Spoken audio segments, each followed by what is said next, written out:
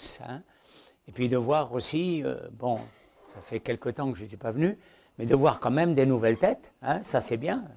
Quand je dis des nouvelles têtes, ça veut dire des personnes nouvelles qui viennent écouter d'abord la parole de Dieu, et qui après avoir écouté, le Seigneur va toucher leur cœur, touche leur cœur, et puis ils vont avoir le désir de s'engager avec lui. Et une fois qu'ils seront engagés, eh bien ils seront membres de l'Église de Dieu. Amen. Membres des rachetés. Ça c'est formidable. Hein? Voilà, il y aura de toute nation, de tout peuple, de toute langue. Je ne sais pas, ça va être quelque chose d'extraordinaire dans le ciel. Quand les gens vont louer Dieu, ça va être 10 fois plus fort, plus merveilleux que les chutes du Niagara, qui pourtant sont bruyantes, mais ça va être quelque chose de glorieux. Que Dieu nous aide à marcher vraiment pour arriver à ce stade-là.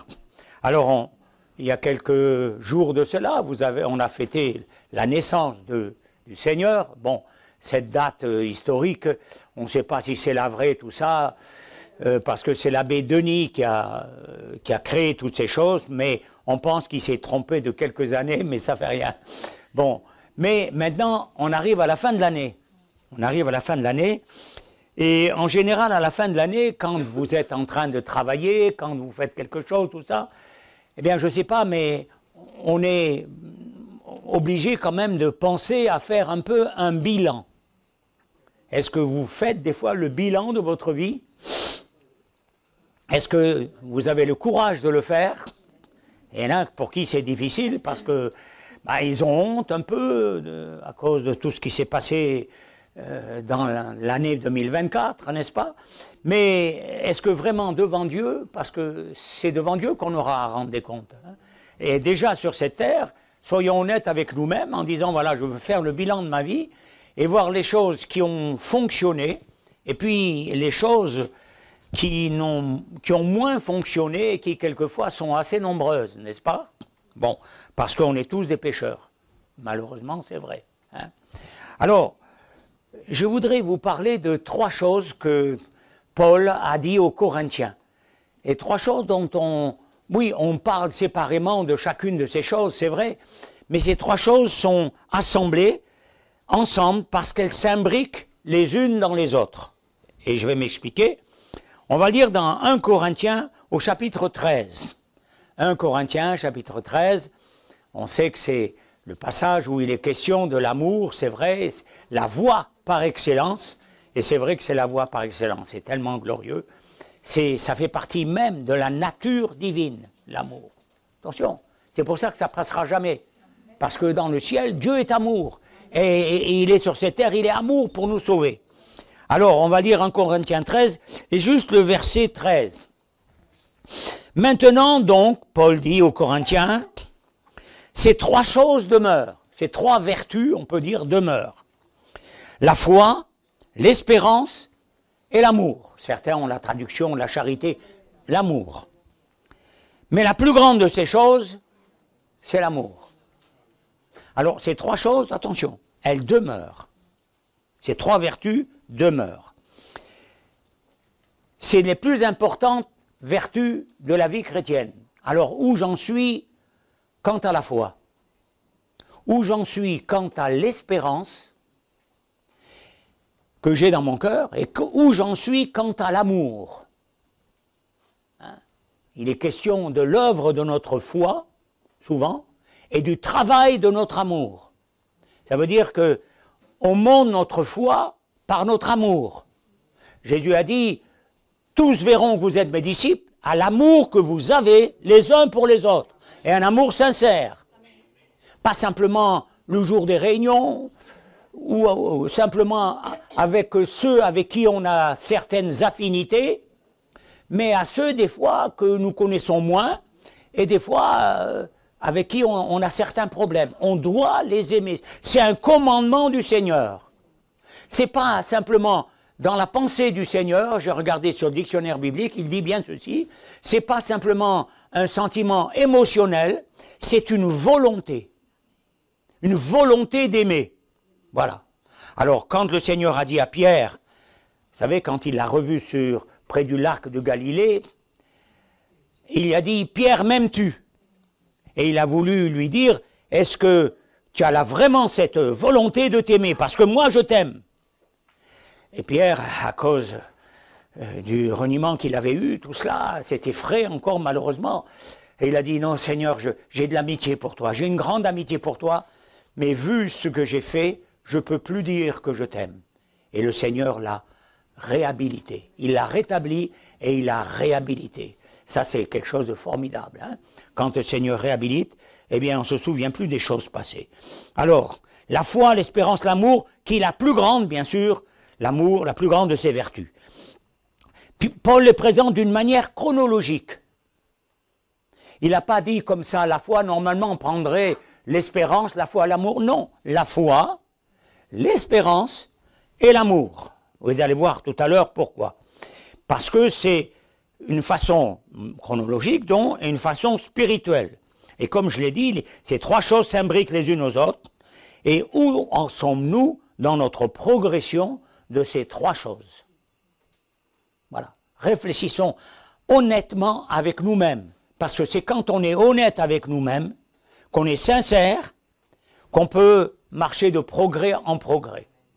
Ce n'est pas simplement devant les autres, le dimanche matin, ou, je ne sais pas, le jour des réunions, tout cela. Non, c'est chaque instant de chaque jour. Et des fois, on a comme des accrochages de la part de l'adversaire qui essaie de nous faire chuter. Il rend la route un peu glissante, hein, ou alors, je dirais, humainement parlant, il nous fait des croche-pieds pour que nous tombions. Mais bon, Dieu nous garde, et même si nous tombons, nous nous relevons. Parce que le Seigneur nous dit, n'est-ce pas, qu'il faut le faire, et il nous pardonne, il nous purifie. Alors, la foi. Donc, on va parler de la foi. Bon, je vais dire des choses, peut-être vous allez dire que je répète certaines choses, mais il faut quand même les dire. Peut-être qu'il y a des personnes nouvelles encore dans cette salle et qui ont besoin de savoir ce qu'est la vraie foi. La foi, ce n'est pas la croyance. Les démons croient en Dieu. Ils croient intellectuellement, tout ça, ils croient, et ils tremblent.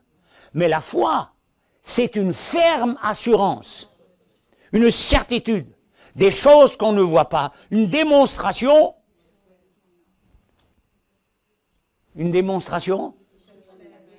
de des choses qu'on espère. Oui. C'est pourquoi tout à l'heure j'ai dit les choses sont imbriquées les unes dans les autres. Une démonstration de notre espérance. Voilà. Alors, une ferme assurance des choses qu'on espère. Et alors, les disciples, un jour, ils étaient devant le Seigneur et ils ont vu, n'est-ce pas, que des fois le Seigneur demandait la foi à ceux qu'il guérissait, tout ça. Et ils se disaient, Seigneur, vraiment, quand on regarde en nous-mêmes, on a des fois des échecs. D'ailleurs, ils ont essuyé un jour un échec. Bon, et ils ont dit, Seigneur, augmente-nous la foi, parce que vraiment, on a besoin de plus de foi. Alors ils s'attendaient à ce que le Seigneur leur impose les mains ou leur dise, eh bien, recevez plus de foi. Non, non, non. La foi vient de ce qu'on entend. Ça veut dire tout le monde entend, mais c'est la manière d'entendre qui compte. On peut mettre foi dans ce que quelqu'un nous dit, et on peut ne pas mettre foi dans ce que quelqu'un d'autre nous dit, parce qu'on connaît cette personne, on sait que des fois, eh bien, elle fait des erreurs, alors on a moins de foi, on ne met pas trop de foi. Mais on doit avoir foi dans le Seigneur parce que Dieu ne ment jamais. Sa parole est la vérité, elle restera la vérité, ce n'est pas une parole de mensonge. Il n'y a pas de compromis dans la parole de Dieu. Ça, c'est important. Donc, ce qu'on entend, elle vient de la parole de Dieu. Et puis, l'Écriture nous dit dans... Pardon. Dans l'Épître aux Hébreux, chapitre 11, et au verset 2 déjà, eh bien, pour l'avoir possédé, les anciens ont obtenu un témoignage favorable. Ah, les anciens. Mais quels anciens? Alors, quelques-uns des anciens sont nommés, par exemple, Abel, le juste. Et bien qu'il soit mort, eh bien, on peut dire au travers de sa mort, ça parle aussi encore. Abel, le juste. Et puis Enoch, qui a marché par la foi avec le Seigneur d'une manière peut-être différente des autres, mais il a marché par la foi jusqu'à ce que le Seigneur lui dise, eh bien continue, et maintenant tu montes dans mon royaume. Voilà, il a marché. Et c'est ce que Dieu nous demande aujourd'hui. Pourquoi on est sauvé par la foi? Pourquoi on est guéri par la foi? Pourquoi on est protégé par la foi? Pourquoi tout se passe par la foi? Afin que ni riche ni pauvre eh bien, soient l'un au-dessus de l'autre. Ni ceux qui sont instruits, ni ceux qui n'ont pas d'instruction. Tous, on peut avoir la foi. On peut avoir une mesure de foi. Et sachez, vous qui êtes là, Dieu vous a donné une mesure de foi pour que vous le connaissiez, pour que vous avanciez avec lui. Et que vous progressiez de plus en plus avec lui. Alors il y a Enoch, bien sûr, il y a Noé. Il nous est dit, n'est-ce pas, il va construire une arche comme une immense péniche à fond plat. Donc, uniquement, non pas pour naviguer, mais seulement pour flotter. Mais qu'est-ce qu'il est dit? Pour sauver sa famille, pour la protection de sa famille. Il avait reçu cette révélation et pendant une centaine d'années, eh bien, il a construit cette arche. Alors il a subi les colibés de tous les gens de l'époque, n'est-ce pas, qui rigolaient tout ça. Mais lui, il était intègre, il marchait avec Dieu. Et quand la pluie a commencé à venir et elle ne s'arrêtait plus, les gens ont compris que c'était la vérité. Et c'est Noé qui leur donnait comme un message, mais c'était trop tard pour eux. C'était trop tard pour eux. Comme par exemple le jour où, par exemple, le Seigneur va venir pour enlever son Église, où nous serons enlevés, nous qui avons accepté la grâce du Seigneur Jésus dans notre vie. Nous croyons que Jésus a fait l'expiation de nos péchés puisqu'il est devenu péché pour nous. Il a subi la justice de Dieu et il viendra pour nous enlever, nous qui croyons et qui voulons marcher avec, qui marchons avec lui. Ceux qui ont dit plus tard, on verra, on va réfléchir, et puis finalement qui se sont laissés prendre par les affaires, les soucis de la vie, et bien d'autres choses, et quand ils vont rester, ils vont dire, mais c'était vrai, les chrétiens disaient la vérité, ah, mais c'est terrible, c'est trop tard, et c'était trop tard pour eux. C'est pour ça qu'il faut faire attention, il faut être prêt jour après jour, que Dieu nous donne, que Dieu me donne, de comprendre cela, jour après jour. Que je ressente la présence de Dieu, ou que je la ressente moins ou pas, eh bien je dois croire que je suis en Christ. Si quelqu'un est en Christ, il est une nouvelle création, une nouvelle créature. Les choses anciennes sont passées, toutes choses sont devenues nouvelles. Voilà, c'est une réalité, malgré ce qui se passe aujourd'hui dans notre pauvre pays, misérable pays, et ceux qui nous gouvernent, n'est-ce pas, tout ça, on se dit, mais où on est, comment notre pauvre pays va refaire surface? C'est impensable, c'est quelque chose de terrible. Là, il faut prier, il faut prier pour les dirigeants, il faut prier pour le pays, il faut prier et demander le secours de Dieu, parce qu'on a bien besoin de secours. Alors, ils ont obtenu un témoignage favorable, ils ont marché par la foi, et certains d'entre eux avaient la loi, mais c'était tellement difficile d'observer la loi. Ils l'observaient comme ils le pouvaient, avec sincérité de cœur. Mais ceux qui ont été sauvés, c'était ceux qui marchaient par la foi, qui croyaient que Dieu, le Seigneur les justifiait. Ça, c'est important. Hein? Ils ont cru que le Seigneur les justifiait. Par exemple, le prophète Habakkuk, qui vivait du temps, je crois, d'Ézéchias, de certains autres prophètes, bien, qu'est-ce qu'il a dit, le prophète Habakkuk? Il a dit quelque chose de formidable. Il a dit qu'il se tenait sur la brèche et qu'il veillait. C'est vrai, ça. Parce que c'était un prophète, il veillait sur le plan spirituel, pour le bien d'Israël. Il priait pour le peuple d'Israël. Mais il a dit une chose merveilleuse et étonnante de sa part, à cette époque. Le juste vivra par sa foi. Le juste vivra par sa foi. Ça fait environ 620 ans, pardon, qu'il a pu dire ça. Le juste vivra par sa foi. Ou la juste vivra par sa foi. C'est vrai. Parce que devant ces choses, il n'y a ni homme ni femme. Alors, le juste vivra par sa foi. Et vous avez remarqué, quand on regarde dans le Nouveau Testament que le Seigneur guérissait les personnes, la plupart du temps, il demandait à ces personnes, crois-tu que je puisse faire ça? À l'aveugle, il va dire, crois-tu que je peux te rendre la vue? Oui, Seigneur. Et il ne le disait pas simplement comme cela, mais il le disait parce qu'ils croyaient, ils avaient foi. C'est pour ça qu'ils avaient crié au Seigneur. Regardez Bartimée, il a crié au Seigneur et puis on l'a essayé de l'arrêter, mais il criait beaucoup plus fort. Seigneur, sauve-moi. C'était sa chance, Jésus, qui passait devant lui. Et il l'a compris. Et quand Jésus a dit, appelez-le, eh bien, il a laissé son manteau, il est venu. Pourquoi il a laissé son manteau? Parce que le manteau montrait qu'il était un aveugle. C'était son seul vêtement pour dormir la nuit. Et désormais, il savait qu'il allait être guéri, qu'il n'aurait plus besoin de ces choses. Il a laissé ça. C'est comme aujourd'hui, on dirait, eh bien, Jésus va guérir quelqu'un qui a une canne blanche, eh bien, il va laisser sa canne. Et puis après, il va suivre le Seigneur. Et il nous est dit qu'il a suivi Jésus dans le chemin. Voilà. Et c'est quand nous sommes guéris par le Seigneur, nous devons le suivre, bien sûr, dans le chemin. Mais chaque fois, une multitude de fois, le Seigneur a dit, crois-tu que tu peux être guéri? Oui, je le crois. Voilà. Alors, c'est ce qu'il faut dire au Seigneur. Le Seigneur nous prend au présent. Pas seulement je te guérirai, au présent. Tu crois qu'il te guérit? Oui, Seigneur, je crois maintenant.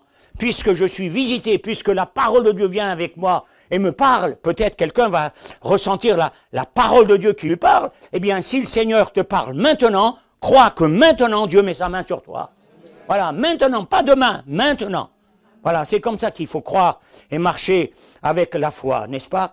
Et puis, c'est ce qu'il nous faut, la foi. L'Écriture nous dit que si on n'a pas la foi, on ne peut pas être agréable à Dieu. Ah, quelque chose de nouveau. La foi nous rend agréable au Seigneur.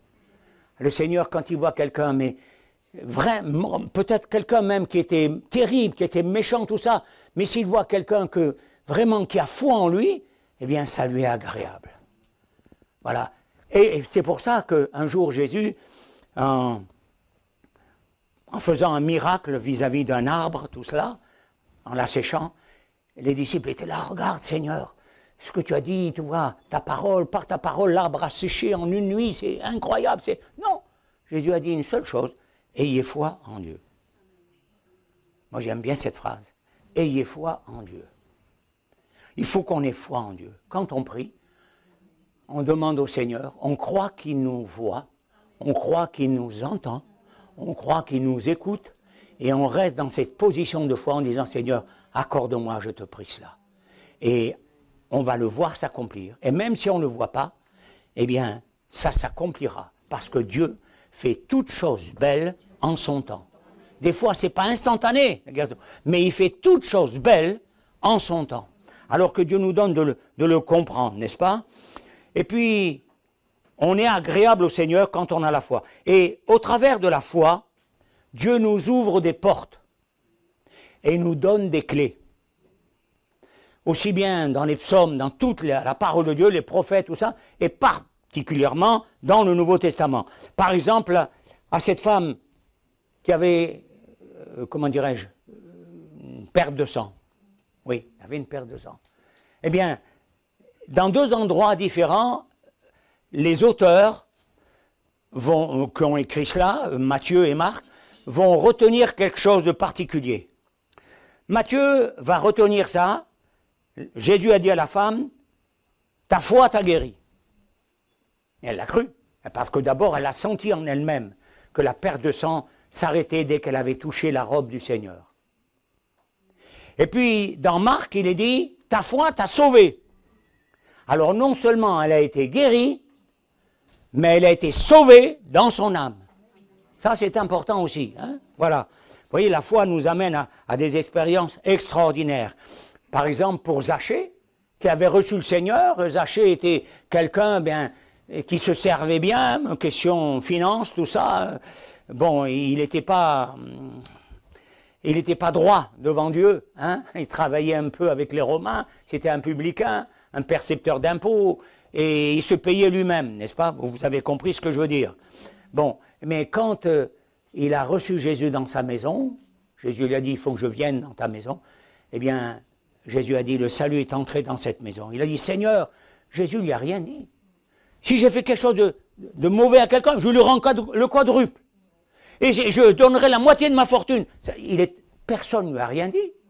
Mais sa conscience s'est mise en règle avec le Seigneur. Et il l'a fait, vous voyez, non pas forcé, obligé, il l'a fait avec joie. Parce que le Seigneur était rentré dans sa maison. Il est rentré dans sa vie. Il est rentré dans son cœur. C'est ça ce que ça veut dire. Aujourd'hui, Zachée, il faut que je rentre dans ta maison. Ah, que cette journée était glorieuse, n'est-ce pas? Et puis, l'Écriture nous dit à l'Épître Éphésiens, au chapitre 2, verset 8, « Vous êtes sauvés par la foi ». Il le dit donc aux habitants d'Éphèse, n'est-ce pas?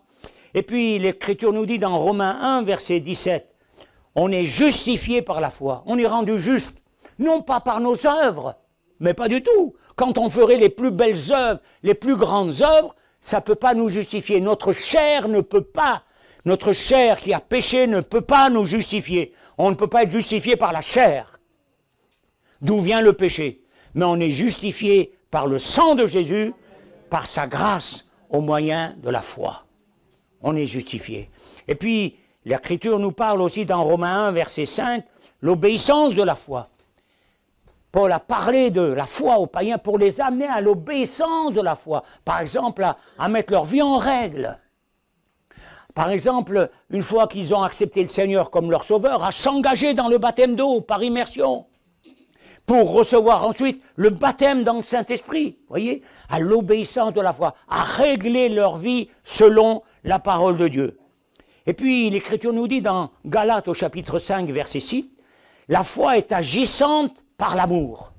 Eh oui, on montre notre foi en nous aimant les uns les autres.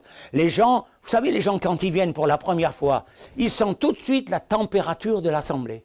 Vous n'avez pas remarqué? Et ils sentent des fois, ils disent, bon, il y a de l'amour là, c'est formidable. Ils partagent ensemble, ils parlent ensemble, ils prennent la Sainte Seine ensemble. Oh là là, mais c'est complètement différent que dans les autres religions, où c'est froid, où c'est glacial. Moi, quand je venais de me convertir, je me rappelle, j'étais engagé, j'avais reçu le baptême d'eau, tout ça, j'étais à Grenoble en partance pour faire la guerre en Algérie, n'est-ce pas? Et puis je cherchais une assemblée. Alors Dieu ne m'a pas conduit dans une assemblée, tout de suite dans une assemblée de Pentecôte, mais je ne savais pas trop, j'étais autant protestant, parce que mes parents étaient protestants, puis je venais de sortir, n'est-ce pas, vraiment, et de faire une expérience avec le Seigneur, je me suis dit, je vais aller là, mais je suis arrivé là dans l'assemblée, dans l'église, dans le temple, pardon, oh là là, c'était mais glacial, au sens propre et au sens figuré, parce que c'était l'hiver, mais c'était glacial, il y avait 2-3 personnes, je dis, mais j'ai essayé d'écouter tout ça, mais je ne recevais rien, je disais, c'est pas possible. Et puis je priais le Seigneur, je demandais à mon beau-père, enfin celui qui était un frère, à l'époque qui n'était pas mon beau-père, qu'il est devenu après, j'ai dit, ben, donnez-moi une adresse, je ne sais pas moi, où je peux aller, quoi. Et j'avais besoin, n'est-ce pas, de marcher dans la ville, tout ça, je tombe sur une place, et d'un seul coup, sur la place, c'était à Grenoble, et je ne connaissais pas trop la ville, hein, je vois Assemblée évangélique, la lumière. Oh, j'ai dit, bon, ben, je vais aller là. Mais je vais vous dire quelque chose qui s'est produit. Quand je suis allé, j'ai ouvert la porte pour rentrer, mais j'ai dit, mais qu'est-ce qui se passe? Une opposition, j'arrivais pas à ouvrir la porte. Je dis, mais attends, mais j'ai forcé, j'ai dit non, je rentre. Et après, je suis rentré. J'ai compris après que c'était l'adversaire qui ne voulait pas. Et puis, quand mon beau-père m'a donné une adresse pour une assemblée évangélique, c'était cette assemblée-là. C'était cette même assemblée.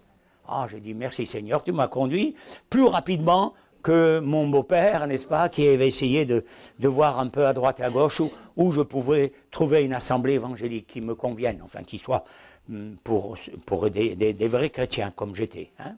Alors, voilà, eh bien, vous voyez, Dieu nous conduit, Dieu nous protège, Dieu nous dirige. Si on est sincère, il va le faire dans toutes les choses. Vous voyez? Alors, c'est pourquoi nous devons demeurer fermes dans la foi. Paul dira, demeurez fermes dans la foi. Hein, ne vous laissez pas prendre par une chose, par une autre, mais demeurez fermes dans la foi. C'est important, la fermeté. Vous savez qu'il y a une promesse pour ceux qui sont fermes. Dans des psaumes, il est dit, à celui qui est ferme dans la foi, je lui donnerai la paix. Tout ça. À celui qui est ferme. On a besoin d'être ferme, de dire non. Quand j'ai dit non, c'est non. Mais quand j'ai dit oui, c'est oui. Et on ne fait pas de compromis. On ne fait pas de compromis. On dit oui avec le Seigneur. Alors, l'Écriture nous dit, n'est-ce pas, dans Colossiens 1, verset 23, nous devons être fondés et inébranlables dans la foi. C'est là où Dieu veut nous amener. Pierre dira, il vous perfectionnera, il vous affermira, il vous fortifiera, il vous rendra inébranlable. Je ne sais plus d'ailleurs si c'est Pierre ou Paul. Hein. Excusez-moi. Hein, voilà. vous voyez, il y a une progression. Il vous perfectionnera, il vous affermira, rendra ferme, il vous fortifiera, il vous rendra fort, et finalement, il vous rendra inébranlable. Inébranlable. C'est extraordinaire, ça, n'est-ce pas? Je me rappelle ce témoignage de cette femme chrétienne du temps des Romains, et elle avait des enfants, et parce qu'elle était chrétienne, eh bien, on l'a voulu la mettre à mort, et avant de mettre à mort, elle a dit à ses enfants qui étaient jeunes, c'était des enfants qui n'étaient pas trop âgés, elle leur a dit, mes enfants, je meurs pour le Seigneur, mais je vous demande de rester fermes dans la foi. Et après, eh bien, les enfants sont morts, mais ils sont morts fermes dans la foi. Oh, c'est beau ça, c'est beau. Et c'est ce à quoi Dieu nous appelle. Voilà, même si on devient martyr pour Dieu. Voilà. Alors, inébranlable dans la foi, gardant la foi aussi. Et Paul va dire à Timothée au chapitre 1 et au verset 19, il faut garder la foi, quelque chose qu'on garde, avec une bonne conscience. Qu'est-ce que ça veut dire une bonne conscience? Ça veut dire que quand on fait quelque chose qui n'est pas bien, on sent que notre conscience nous le reproche. Alors on demande pardon à Dieu. Si on ne le fait pas, eh bien notre conscience nous sera moins forte en nous. Attention, c'est dangereux ça. Et quand on a perdu bonne conscience, c'est-à-dire qu'on continue à faire et à marcher comme on marchait au début avant de connaître le Seigneur, c'est ça, avoir une mauvaise conscience. La conscience qui n'a pas été régénérée, on perd la foi. Parce que la foi n'a plus de base sur laquelle s'appuyer. Elle a une base quand on a une bonne conscience, alors on marche avec Dieu. Mais quand la conscience est mauvaise, on n'a plus de base. Il n'y a plus rien. Et c'est comme ça que des chrétiens, eh bien, des fois, ont perdu la foi. Et il a fallu des fois des épreuves terribles, des maladies, des choses, pour les ramener à Dieu, si possible. Alors, c'est pourquoi Paul écrit, n'est-ce pas, dans 2 Timothée au chapitre 4 et au verset 7. Qu'est-ce qu'il dit? Il est là, dans, on peut dire, sa dernière prison. Il sait qu'il va bientôt partir, qu'il va être condamné. Timothée est à Éphèse et il a écrit une lettre envoyée par un autre pasteur, un autre serviteur de Dieu, pour dire à Timothée de revenir rapidement. Mais en attendant, il lui laisse des consignes. Et il lui dit, voilà ma vie, Timothée, tu le sais. J'ai combattu le bon combat. Mais quel combat? À la foi. Il dit après, j'ai gardé la foi. Et puis il dit, bon ben, je suis vieux maintenant, j'ai achevé la course. La couronne de justice me sera donnée, pas seulement à moi, mais à tous ceux qui auront aimé l'avènement du Seigneur. Et quand on aime l'avènement du Seigneur, eh bien, on se prépare pour cet avènement. Pour être sans tache ni ride, irréprochable et irrépréhensible. Alors je voudrais vous lire un passage dans l'épître de Pierre. Épître de Pierre, verset 1, chapitre 1, versets 3 à 9. Si vous désirez, hein, voilà. 1 Pierre, 3 à 9. J'ai pensé le mettre, le lire, parce que c'est quelque chose vraiment de très important. Béni soit Dieu le Père. C'est dans sa première lettre que Pierre dit ça. Le Père de notre Seigneur Jésus-Christ, qui selon sa grande miséricorde nous a régénérés pour une espérance vivante, par la résurrection de Jésus-Christ d'entre les morts, pour un héritage qui ne peut ni se corrompre, ni se souiller, ni se flétrir. Il vous est réservé dans les cieux, à vous qui par la puissance de Dieu êtes gardés par la foi. La foi nous garde. Quand on a la foi, on est gardé. Parce qu'on sait que quand on croit et on présente le Seigneur, on présente au Seigneur, excusez-moi de dire ça, le chèque de la foi, eh bien, lui, il l'accepte et il l'honore. Vous êtes gardés par la foi pour le salut prêt à être révélé dans les derniers temps. Et nous y sommes. C'est là ce qui fait votre joie. Quoique maintenant, puisqu'il le faut, vous soyez attristés pour un peu de temps par diverses épreuves. Afin que l'épreuve de votre foi, plus précieuse que l'or périssable, qui cependant est éprouvé par le feu, ait pour résultat la louange, la gloire et l'honneur lorsque Jésus-Christ apparaîtra. Vous l'aimez sans l'avoir vu, vous croyez en lui sans le voir encore, vous réjouissant d'une joie merveilleuse et glorieuse, parce que vous obtiendrez le salut de vos âmes pour prix de votre foi. Amen. Et c'est ce qui va se passer pour nous. Amen. Oui, amen. Amen. Gloire à Dieu, c'est vrai. Hein, c'est vrai. Voilà, parce qu'il y a des fois des personnes qui disent ben, je ne sens pas trop tout cela. Mais Dieu ne nous demande pas de sentir. Il nous demande de croire. Voilà. Hein. Quand je dors dans ma maison et je suis en sommeil, je n'ai pas conscience que je suis sur mon lit. Je n'ai pas conscience que je suis dans la maison, j'ai conscience de rien. Mais quand je me lève le matin, ben, je vois que je suis dans la maison. Et voilà, sur le lit, voilà. Voilà, ça veut dire qu'il nous faut croire. Si tu crois, tu verras la gloire de Dieu. Amen. Et puis Jésus a dit à un disciple qui s'appelait Thomas, heureux ceux qui n'ont pas vu et qui ont cru. Et nous sommes de cela, par la grâce de Dieu. Nous sommes de cela. Bon, maintenant on va aller plus loin et on va parler de quelque chose d'autre qui est très important, n'est-ce pas? On va parler de l'espérance. L'espérance qui s'attache à son appel. Hein, il y a une espérance. Alors, pour un chrétien, l'espérance, c'est quoi? D'abord, elle est fondée sur Jésus-Christ. Elle est fondée sur sa parole. Bon, parce que nous n'avons pas vu le Seigneur, mais nous avons sa parole. Nous avons les évangiles. C'est 4 témoignages différents. Nous avons le témoignage des apôtres, des prophètes.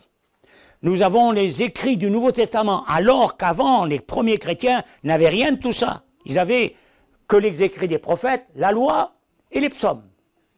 Et ils devaient se contenter de ça, mais il y avait tout là-dedans. Et parmi certains prophètes, comme celui d'Ésaïe, comme d'autres encore, eh bien, il y avait des choses glorieuses que Dieu disait. Alors la foi, c'est quoi? C'est l'attente de la réalisation des promesses de Dieu. C'est l'attente. On attend la réalisation des promesses de Dieu pour nos vies et pour notre temps. Alors, quelle est notre attente aujourd'hui? Votre attente, quelle est cette attente? Ben, l'avènement du Seigneur. L'avènement du Seigneur, oui, nous l'attendons. Nous l'attendons. Même si les autres se rient de nous, même si les autres ne nous croient pas, ils nous traitent en dérision, nous attendons l'avènement du Seigneur. Voilà. Alors ça c'est important. Elle est basée sur sa mort expiatoire, sur sa résurrection le 3e jour, son avènement bien sûr, son retour en gloire sur cette terre. Elle s'appuie, l'espérance, sur la fidélité de Dieu. Parce que même si nous sommes infidèles, lui il est fidèle, parce qu'il ne peut pas se renier lui-même. Et ce qu'il a dit de sa bouche, il l'accomplira, tôt ou tard. Bon. David écrivait dans le psaume 25 et au verset 5. Vous savez ce qu'il disait? Car tu es le Dieu de mon salut. Ah, il avait déjà expérimenté le salut. Par la grâce de Dieu. Il disait, même quand il a péché, il demandait au Seigneur de lui faire grâce, de ne pas lui retirer son esprit, de lui pardonner ce péché. C'était quelque chose de terrible pour lui, n'est-ce pas? Alors, il dit, car tu es le Dieu de mon salut, tu es toujours mon espérance. Ah, dans les moments difficiles qu'il traversait lorsque Saül voulait le prendre, lorsque les Philistins essayaient de l'abattre, eh bien, il disait, Seigneur, tu es toujours mon espérance, j'espère en ta protection. Et chaque fois, parce qu'il l'a cru, eh bien, il l'a vécu. Parce qu'il l'a cru. Si tu crois, tu verras la gloire de Dieu. Si tu crois de tout ton cœur, tu vas le vivre. Dieu va le faire en sorte que tu le vives. Alors, tu es le Dieu de mon salut. Et ce qui est important, ce que j'ai retenu, c'est que David partageait tout avec le Seigneur. Pourtant, il était, à un moment donné, il est devenu roi de Juda et roi d'Israël, mais il partageait avec le Seigneur. Il lui disait ses angoisses, il lui disait ses luttes, ses combats, il lui parlait de ses ennemis qui voulaient l'abattre, il lui disait tout ce qu'il ressentait. Et c'est bien de partager avec le Seigneur, de lui dire tout ce qu'on ressent, parce qu'il est notre ami. Il le sait, vous me direz, il le sait. Oui, il le sait. Mais il aime bien quand nous lui disions, comme par exemple, vous avez des enfants. Bon, les enfants, ils vous aiment, vous savez qu'ils vous aiment.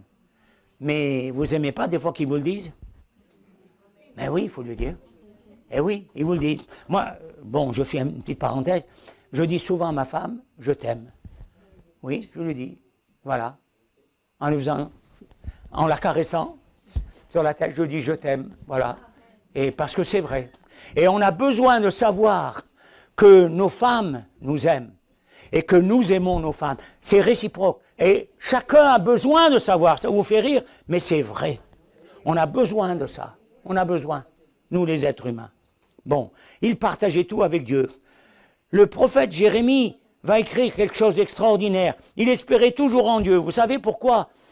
Quand Jésus a dit, qu'est-ce qu'on dit de moi? Eh bien, certains ont dit, bien, tu es Jean-Baptiste ressuscité, c'était la foi d'Hérode. D'autres ont dit, n'est-ce pas, bien, tu es peut-être Ésaïe. Et d'autres ont dit, Élie, le prophète. Et d'autres ont dit, Jérémie. Pourquoi? Parce que Jérémie a beaucoup souffert. Et Jésus a beaucoup souffert également.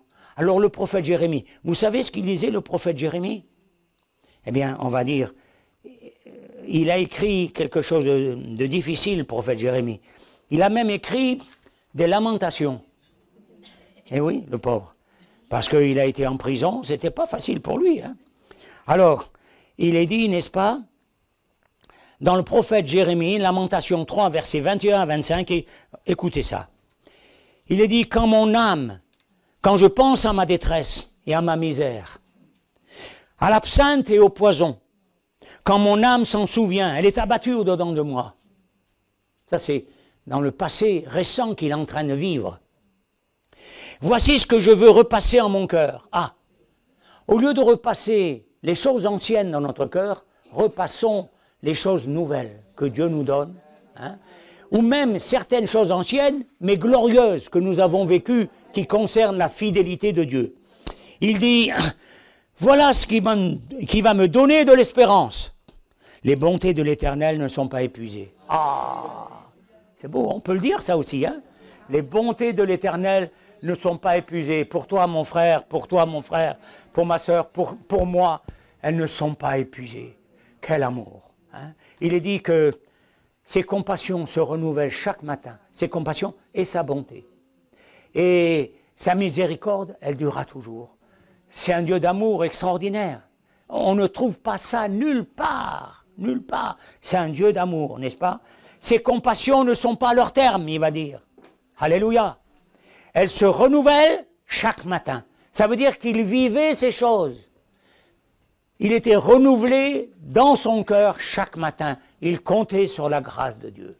Et Dieu lui a fait grâce. Dieu lui a fait grâce. C'est pourquoi il a pu rester ce prophète, n'est-ce pas, jusqu'à sa mort en Israël. Donc l'Écriture nous dit, n'est-ce pas, que malgré les problèmes qui lui arrivaient, qu'il traversait, eh bien, il était fidèle et dans la foi qu'il vivait. Paul écrira, Romains au chapitre 8, verset 24, quelque chose d'important. Il va dire aux Romains, donc, c'est en espérance que nous sommes sauvés. Ah, ça veut dire quoi, ça? Dans la mesure où nous marchons avec Dieu. On espère, mais dans la mesure où je marche. Dans la mesure, n'est-ce pas, où ce que dit l'Apocalypse, par exemple. Vous savez ce qu'elle dit à la fin, le dernier chapitre? Que celui qui est juste pratique encore la justice. Que celui qui est saint se sanctifie encore. C'est ça, marcher dans cette espérance. On continue à marcher, malgré quelquefois nos chutes, à répétition, malgré nos incompréhensions, malgré ça, ça va, je vais de l'avant, je compte sur le Seigneur. Il va m'expliquer, je verrai plus tard, je réfléchirai, je comprendrai, Dieu me fera comprendre. Et c'est comme ça qu'on avance, c'est comme ça il ne faut pas s'arrêter. Dans la mesure où je marche, eh bien, je peux espérer. Et je garde en moi cette espérance. Voilà. Et puis, il est dit, Pierre écrira également dans 1 Pierre au chapitre 1 et verset 13b, la seconde partie du verset. On peut dire 13, mais le verset 13. Écoutez bien, 1 Pierre 1, verset 13. Tenez-vous prêts à agir. Ça, c'est la nouvelle version, je crois, n'est-ce pas, qu'on trouve dans certaines Bibles. Soyez sobres et ayez une entière espérance dans la grâce qui vous sera apportée. Lorsque Jésus-Christ apparaîtra, c'est pourquoi, donc on doit avoir cette entière espérance, c'est pourquoi il faut, dans Hébreux chapitre 6, versets 11 et 12, il dit, l'auteur de l'Épître aux Hébreux, « Ayons le même zèle pour conserver jusqu'à la fin une pleine espérance. » Qu'est-ce qui va nous garder dans l'espérance? Il y a beaucoup de choses, mais surtout, quelque chose de très important, c'est notre zèle pour Dieu. Dans notre témoignage, dans notre façon de nous comporter, eh bien c'est ça qui va nous donner de l'espérance. Parce que le Saint-Esprit va témoigner à notre esprit, à notre cœur, que nous sommes enfants de Dieu et que nous sommes dans la bonne voie. Et il faut ces choses-là, n'est-ce pas? Donc conserver le même zèle jusqu'à la fin pour garder une pleine espérance. Je voudrais terminer parce que ça fait longtemps que je parle. Et puis le dernier, c'est le plus beau, c'est le plus merveilleux, c'est l'amour de Dieu. Parce que la foi, l'espérance, ça demeure aussi, mais l'amour, elle reste. Parce que l'amour, comme je l'ai dit tout à l'heure, c'est quelque chose de divin. Quand nous serons dans le ciel, nous contemplerons l'amour de notre Créateur. Ici, nous le contemplons comme au travers d'un voile. Mais là, nous le verrons face à face. Parce que nous connaîtrons comme nous avons été connus. C'est formidable, ça. Nous connaîtrons comme nous avons été connus. Et on se dira nous-mêmes, en se jugeant nous-mêmes, en disant, oh là là, là, j'ai pas compris, j'ai fait une faute là. Ah là là, j'aurais dû comprendre d'une autre manière. Parce qu'on connaîtra comme on a été connus. Voilà, c'est glorieux ça. Quand on pense à ça, on se dit, Seigneur, c'est fabuleux, c'est tellement merveilleux qu'on ne le réalise pas entièrement. Vous êtes d'accord avec moi? Qu'on ne le réalise pas complètement. Voilà, mais c'est quand même glorieux. Alors, pourquoi Dieu parle de l'amour? Et Jésus va parler en montrant ce qu'est le Seigneur. Il va dire, n'est-ce pas, que Dieu dit, soyez parfaits comme votre Père Céleste est parfait. Jésus, Dieu étant Dieu, dire, soyez parfaits comme votre Père Céleste est parfait. Ça veut dire, tendez à la perfection. Vous ne l'êtes pas encore, mais tendez à cette perfection. Et puis Jésus il y a un commandement dans la loi, tu aimeras le Seigneur ton Dieu de tout ton cœur, de toute ton âme, toute ta force, de toute ta pensée. Et tout de suite, comme un post-scriptum, mais qui est très important, et ton prochain comme toi-même. Ça veut dire ton prochain, non pas d'une manière biologique, de la famille seulement, mais ton prochain étant chrétien, ton prochain étant païen, ton prochain étant celui qui te fait du mal. Mais oui, comme toi-même. Ça, c'est plus difficile. Hein? C'est pas facile. Mais si Dieu le dit, c'est que c'est possible. Avec la grâce de Dieu. Parce que Dieu ne dit pas une chose qui est impossible. Voilà, c'est possible avec la grâce de Dieu. Et puis, le Seigneur, avant de partir, il a enseigné ses disciples. Je vous donne un commandement nouveau. Ah bon? Lequel, Seigneur? Eh bien, ce que Dieu demandait, deux choses. De croire en lui et de nous aimer les uns les autres. Et il le répète. Et quand on regarde l'apôtre Jean dans sa lettre, dans sa première lettre d'abord, dans son évangile, mais dans sa première lettre, eh bien vous verrez qu'il est question souvent de l'amour de Dieu, de l'amour de Dieu. Hein? C'est vrai que Dieu est amour et on a besoin de nous aimer les uns les autres. C'est la vertu la plus élevée parce qu'elle fait partie même de la nature de Dieu. Alors, Colossiens 3, verset 14, Paul dira, revêtez-vous de l'amour, qui est le lien de la force, de la perfection. C'est le lien de la perfection, l'amour. La paix, c'est beau, c'est un lien formidable. Mais l'amour, voilà. Paul dira, si je n'ai pas l'amour, je suis un airain qui résonne. Si je n'ai pas l'amour, il va dire, je ne suis rien. Et même si je donne mon corps pour être brûlé au feu, ça ne me sert à rien. Ce que Dieu veut voir, c'est l'amour. Et vous savez, un jour, il a pardonné le Seigneur à une femme qui, avec ses cheveux essuyés, ses larmes sur les pieds du Seigneur et tout. Et il a donné une parabole, et un nommé Simon. Et puis Simon disait, oh, quelle espèce cette femme, tout ça. Il n'y avait rien, son cœur était sec, il était vide. Hein, il était glacé, son cœur. Le Seigneur a donné une parabole. Et puis, dans cette parabole, eh bien, Simon s'est senti visé. Parce qu'il a dit, toi, à celui qui a peu péché, on pardonne peu. Bon, et il a peu de sentiments. Mais elle a beaucoup péché. C'est vrai, Simon, tu as raison. Elle a beaucoup péché. Mais parce qu'elle a beaucoup péché aussi. N'oublie pas qu'avant, elle a beaucoup aimé. Et Simon, eh oui, l'amour, lui, il ne connaissait pas trop. Même, j'ai l'impression, pas du tout. Mais elle a beaucoup aimé. Et c'est ce que Dieu a vu dans sa vie. Elle a aimé. Oui. Dieu ne voit pas que les mauvaises choses dans notre vie. Le Seigneur n'est pas là pour nous frapper, pour nous châtier. Il voit ce qui est bon. Et vous avez remarqué dans les lettres de l'Apocalypse, il regarde, il dit à chacune des églises, toujours il commence par ce qui est bon. Regardez bien, toujours. Tu as été persévérant, tu as fait plus d'œuvres encore qu'avant, tout ça, c'est formidable. Mais ce que j'ai contre toi, c'est que tu as perdu. Voilà, ton premier amour. Ouh là là, c'est terrible ça, c'est terrible. En fait, c'est une faute spirituelle. C'est pas charnel ça, c'est spirituel, c'est parce que c'est vis-à-vis de Dieu. Et Dieu dit reviens, repens-toi, reviens. Et quand on voit ça, eh bien on a besoin de demander pardon au Seigneur, de se repentir et de revenir. Et puis Dieu nous donne la force, jour après jour. Alors, l'amour, pour terminer, est le premier fruit de l'esprit, dans Galates 5, 22.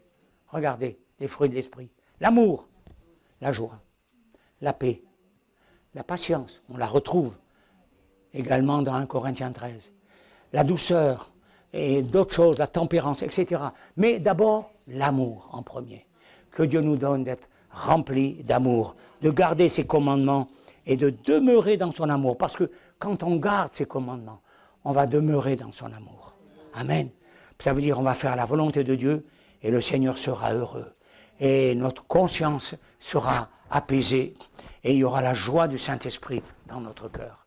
Que Dieu nous donne de le réaliser ce matin et que Dieu nous amène ce matin à être renouvelés dans notre foi, dans notre espérance et dans notre amour. Que cette nouvelle année qui va venir, eh bien, nous puissions grandir dans ces choses. Et peut-être il y a dans notre vie une carence dans peut-être une de ces choses. Alors, on a besoin de retrouver en nous approchant du Seigneur, eh bien, on va retrouver cela. C'est en nous approchant de lui qu'il va nous redonner ce qui nous manque, ce dont on a besoin. Amen.